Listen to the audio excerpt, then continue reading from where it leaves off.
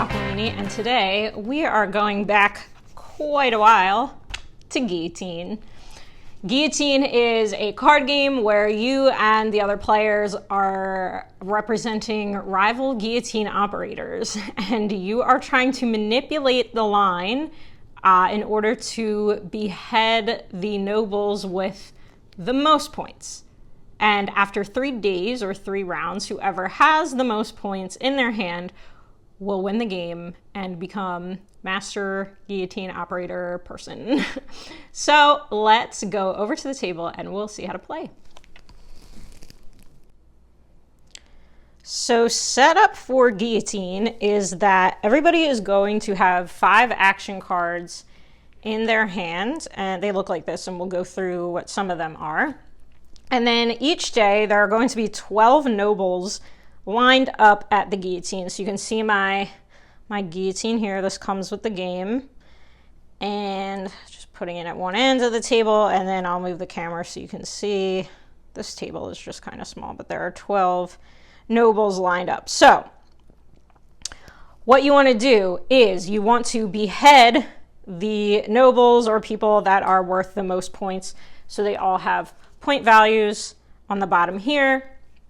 Some of them are worth a lot. Beheading the governor is worth 4 points.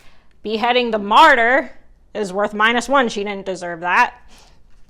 So you'll use the action cards to strategically manipulate the line, because you always have to behead the noble in front, so nearest to the guillotine.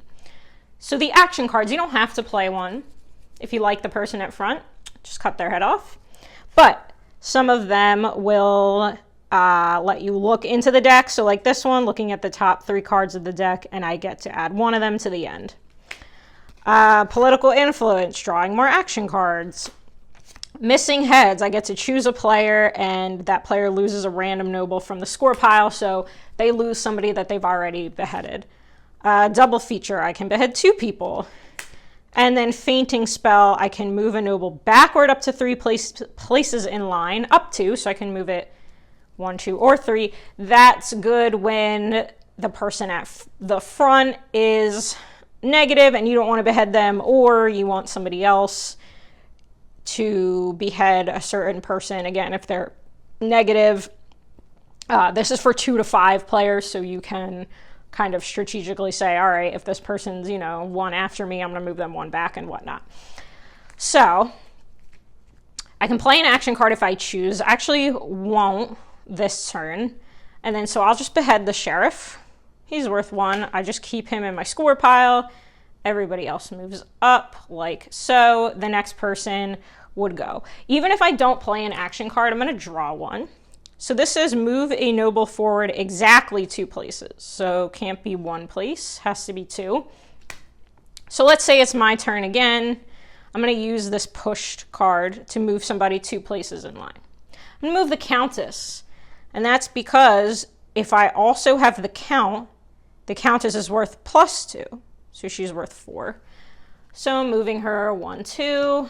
Oh no, she got beheaded. And play continues on. When all the nobles are gone, the day ends, or the round ends, and you place 12 new nobles in the line for the next day, and there are 3 days. Now, there are some other cards that have specific conditions. For example, if you behead Robespierre, the day automatically ends, and you discard any nobles remaining in line. So even if he's not last, you behead him, the day ends. That's actually kind of nice if you can get him and there are some good cards after him that now no one will get. There's also the lady, drawing an additional action card at the end of your turn if you get her. I believe there's also like a lord. There's like a lord and lady and a count and countess, I believe. The only one that I think sort of confuses me, and I don't think it's just me, but I will let you all decide and discuss in the comments. The unpopular judge. So the unpopular judge, no player may play an action card while the unpopular judge is at the front of the line. So to me, that just says you have to behead him no matter what, because nobody can do anything to manipulate the line. I mean, that's fine because he's worth 2. Like, he's not a bad deal, but I don't know. It just seems like a weird, like, just say you have to take this card, because I think that is the rule. There are also some cards that are called Palace Guards. What Palace Guards do is they increase in value according to the number that you have beheaded. So if I behead 1 Palace Guard, this one's worth 1. If I behead 2 Palace Guards, they're each worth 2. So now altogether they're worth 4. So those are cool if you can get them to build up in your deck. The other cool one that I will point out is this Master Spy. So after each action card is played, you have to move this card to the end of the line. So he's a spy. So he's obviously escaping becoming beheaded. The thing is, if you use an action card to move him to the front, like let's say you had that one that was move somebody forward 2 spaces and you moved him 2, it's kind of a waste because then you have to move him back, right? So with him, he basically, I guess, gets beheaded last, no matter what, because you play the action card before you behead someone, and then he's always going to the back. So again, there are some other cards that have like, oh, you collect this card and you actually put it in somebody else's pile and it's negative, or you add more people to the line, right? Or you draw an additional card. So there are some that do things, some that, do nothing. They're just there for point value. The big cards that you're trying to get, if you can manage it, are Louis XVI and Marie Antoinette. They are both worth 5. So if you can manage to behead them, that is in your favor because they are worth the most points. And then whoever's got the most points at the end after the 3 days is the top guillotine operator. They win. And let's go back and talk about final thoughts. Final thoughts on guillotine. This is just fun. You don't even have to be a history buff or know much about this period to enjoy this game, because it's really just using action cards to manipulate a line of other cards, and then you take them and score points. It's very easy to teach. When I was my first year in college, I was in a board game group that I just joined.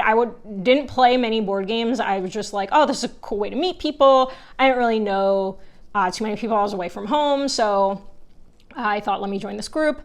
And one of the people in the group had everybody over to her on-campus apartment as like a gaming night, and that's when I learned about this game and how to play this. It's been around for many years, but I just hadn't been exposed to it. So I learned to play at that party, and it was just really fun. As for number rating, I'm giving this an 8 out of 10.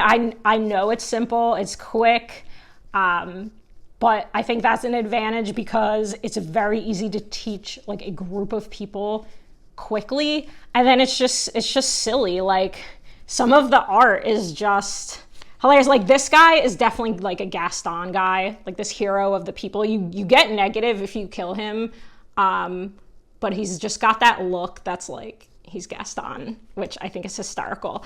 And a lot of the action cards are just really fun. There's one called Let Them Eat Cake, which I think lets you move Marie Antoinette to the front of the line.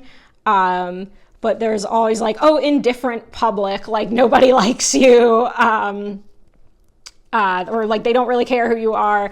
And it's just, I love the thought that went into this to make things unique and to make it kind of fit the attitudes of the time. So that is Guillotine, and I am Liz Boccolini. Thank you for watching.